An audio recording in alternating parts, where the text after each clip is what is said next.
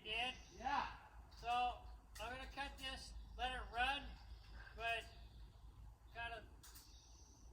I think it'll be fine, but just let it run. Okay. It's gonna kind of lean this way. Alright, you want it to quarter wrap then? With that? You want it to through the quarter wrap then? Not really. Okay. I think it'll be alright.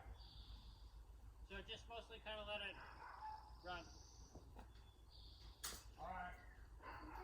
But you gotta, let's see, you got friction on the figure and the trunk a little bit too. You're in a pulley, but you got friction in a couple figures in the trunk, so Okay. it's not huge.